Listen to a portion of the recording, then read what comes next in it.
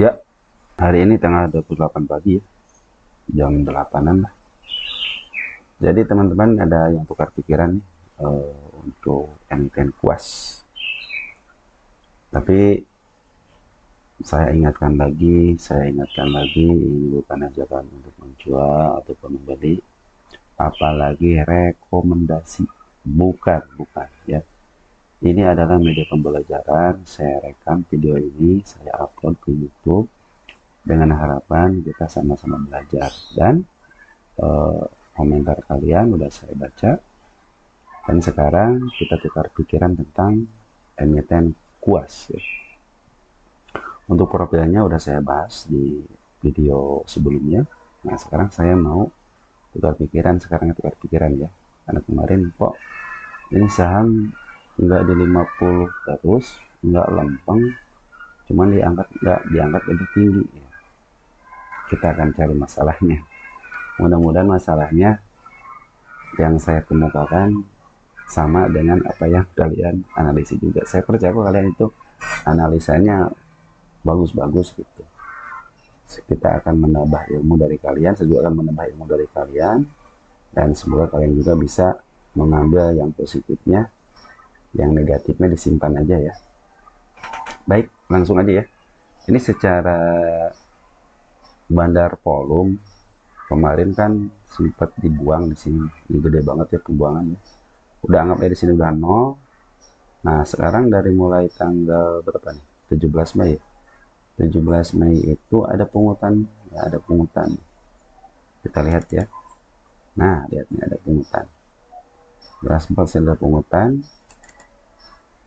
Nah, terus siapa yang ngambil? Kemarin tanggal 27 itu ada si Becky. Ini kabar-kabar gembira ya. Kalau si Becky udah ngambil, nah ini adalah salah satu, ingat ya, Becky itu adalah salah satu yang biasa dipakai untuk market maker biasanya. Mudah-mudahan ini Becky yang suka diangkat, mudah-mudahan si Becky ini adalah broker yang biasa ngangkat ya. Kan semacam beginilah, kita punya istilahnya punya akun di Becky kan, belum tentu kita sebagai market maker kan, cuman rata-rata biasa suka dipakai sama akun market maker. Kita lihat dari tanggal 17 Mei siapa yang ngambil. 17 Mei ada si YP, ada si Becky, ada si Cece, tapi yang paling jelas ini Becky sama YP. Ini juga nih, YP ini kan biasanya dipakai untuk teman-teman yang scalping. Tanpa anak-anak YP yang suka scalping, emiten tidak bakal keangkat. Mereka hanya butuh market maker yang ngangkat sampai 3% aja. Selanjutnya nanti ketika si YP udah masuk ya, mereka yang ngolah. Si Becky punya taktik, si YP juga punya taktik. Nanti apakah akan di up lebih tinggi atau hanya disedaukan. Nah seperti itulah teman-teman. Jadi sebenarnya kalau sebuah emiten tidak ada yang scalping, terutama saham-saham yang di bawah 100 ya, biasanya emiten ini jangan ditebak atau enggak digocap. Tinggal keberanian aja nih si market maker itu untuk ngangkat nih. Jadi kabar gembiranya sekarang si Becky udah masuk ya. Kemarin kenapa mohon maaf ya, kemarin nggak tukar pikiran, cuman saya bilang ini si bandar volume masih ada pembuangan ya di sini ya. Cuman saya lihat beberapa hari, makanya saya agak lama, saya beberapa hari ini, ada akumulasi. Saya lihat oh ternyata si Becky yang masuk. Nah si Becky itu masuk besar itu kan cuma 3,6 ya. Nah masuk besar itu hari ini itu 3.000. Nah makanya saya bilang saya bahas deh, mudah-mudahan ini menjadi kabar baik gitu kan. Kalau dari Poland tidak ada yang isian ya, emang dari situ udah ngebanting ya, udah ngebanting.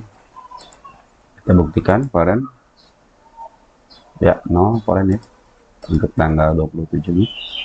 Nah bagaimana ini emiten ke depannya? Ini sebenarnya ini si Poland ini mengandalkannya di 50 ya. Jadi dia sudah ke 51, cuman dia open gap, kembali juga beberapa hari ini open gap ya. Jadi saya khawatir ini kembali lagi ke 50 karena ada gap di sini ya. Saya kan trading itu berdasarkan gap aja, biar simpel aja saya ya. saya akan mencari indikator yang paling simpel, salah satunya itu gap gitu kan. Tapi kalau kalian ingin ada format dikit ya nanti saya coba jelaskan. Jadi untuk saat ini adalah si Becky udah masuk meninggalkan gap, yang artinya dia akan ke bawah lagi untuk menutup gap ini ya. Mudah-mudahan tidak dalam jangka waktu dekatnya tidak, tapi suatu saat dia akan menutup gap ini lagi. Terus di sini ada kabar baiknya adalah ada gap up juga di sini di 56 ya. Ada candle merah ini ya. Ini biasanya harus ditutup bagi market maker yang menyayangi lukisan market maker ya, biasanya mereka berusaha untuk mempercantik gitu kan. Dari MA10 sama MA20 nya udah satu barisan. Ini juga udah melewati MA200, yang artinya kalau secara teknikal MA dia udah di garis uptrendnya ya, seperti itu ya. Mudah-mudahan bisa sampai ke sini ya. Nah, kenapa ini nggak diangkat-angkat? Ini menurut analisa yang ada di yang ada di broker ini ya. Kita coba lihat nih, kita akan masuk ke namanya Punda Chart nih. Kalian nih nanti kalian kalau di yang PC ya ada namanya Punda Chart nih. Nih Punda Chart. Nah, kalian ketik aja nanti di sini nih, ketik di sini ya, di sini nih, ketik di sini tiga indikator ini nih, tiga notasi ini. Yang pertama min PS standar deviation, yang kedua 1 plus PS standar untuk 3 tahunan, minus untuk 3 tahunan juga sama ya. Nah ini garis seperti ini untuk menentukan apa? Ini untuk menentukan saham ini apakah berdasarkan PE itu masih under value atau over value atau di harga wajarnya. Nah kita lihat kita ini trend ya, kita ganti di sini, kita hapus dulu. Nah tinggal ketik aja di sini puas. Emitennya apa? Belum muncul, sabar dikit. Nah muncullah kuas. Nah ternyata seperti ini teman-teman. Jadi kuas itu berdasarkan yang jangka pendeknya ya. Ini jangka pendeknya 1 tahun. Ini jangka panjangnya 3 tahun, ini paling panjang 5 tahun ya, paling panjang 10 tahun. Untuk jangka waktu 1 tahun lihat. Harga wajarnya aja di 53. Apabila dia melewati 53 ke 55 sampai ke 56 di sini ya. Lihat 56. Nah, ya pas 56 dia melakukan shadow, dia udah over value ketika menyentuh 56 untuk jangka pendek ya. Dan ketika dia menyentuh harga 53 itu udah di harga wajarnya. Harga wajar artinya saham ini dijualnya segini gitu. Apabila dia lebih, artinya dia udah agak mahal. Kalau dia sangat over value, kemahalan. Kalau dia dibawa dari sini ke sini, arti ke bawah garis ini nih, artinya dia lagi murah. Di sini lagi murah nih. Kalau di sini kemurahan, murah banget gitu, under value gitu. Kalau di sini under value, kalau di sini under value gitu kan. Seperti itu teman-teman. Jadi kenapa ini seperti diambil tempat? Karena ketika diangkat ke 53 itu adalah harga wajarnya. Kecuali kalian lihat ke jangka panjang.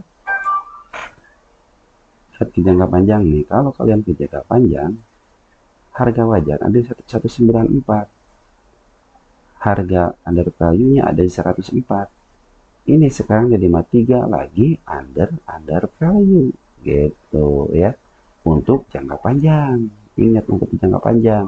Untuk 3 tahunan ini masih under value ini. Berarti kan targetnya ke ini udah under value. Kemungkinan mungkin target pertama jangka panjang ke sini. Nanti ke harga wajarnya. Atau kalau dia udah melebihi harga wajarnya, udah over value, itu untuk jangka waktu 3 tahun ke depan ya. Tapi kita jangka pendek aja lah ya.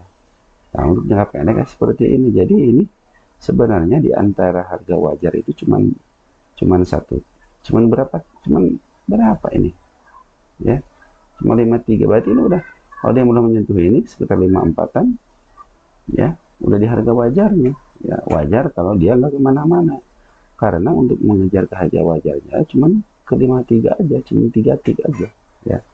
Kalau dia melewati ke 53 artinya udah agak mahal ya. Kalau di sini Kalau ke overvalue udah kemahalan, artinya kalau kemahalan harus diturunkan, harus turun ke harga wajarnya. Nah, kapan saat beli? Ya saat di undervalue gitu. Kan lumayan ada 3 sekitar 6% juga kan, nanti 5-6%. Nah, jadi seperti teman-teman ya, mudah-mudahan dengan penjelasan saya seperti itu, mungkin nanti ada indikator lain. Contohnya kita pakai indikator PDP. Sama ya, ini juga 3 tahun. Kita hapus tuh. Kalau menurut indikator PDP, dia udah agak mahal, udah melewati garis harga wajarnya ya. Jadi kenapa nggak kemana-mana ya seperti itu. Tapi kalian juga harus ingat bahwa setiap saham itu, walaupun dia secara fundamental seperti itu, kalau di harga wajarnya itu hanya harga wajar hanya 53, tapi kalau market maker berkehendak lain tidak bisa berbuat apa-apa gitu kan, bisa diangkat ke harga 60 gitu ya, bisa diangkat 60 nih ya, bisa diangkat ke berapa nih, ke 63 gitu kan. Seperti itulah kalau saham itu berdasarkan fundamental harusnya sekian, ternyata kenyataannya sekian gitu. Apalagi sekarang si Becky udah masuk ya, mudah-mudahan dengan masuknya si Becky bisa memancing gitu, memancing anak-anak scalping untuk masuk. Otomatis dengan anak-anak scalping masuk gitu kan, biasanya emitennya diangkat. Dan ingat sekarang XL udah ada presiden stopnya dan sekarang juga udah kenceng. Mudah-mudahan kedepannya si XL ini bisa menjadi underwriter atau enggak menemani YP ya, karena anak-anak XL saya yakin pada cerdas semua. Saya yakin sih setiap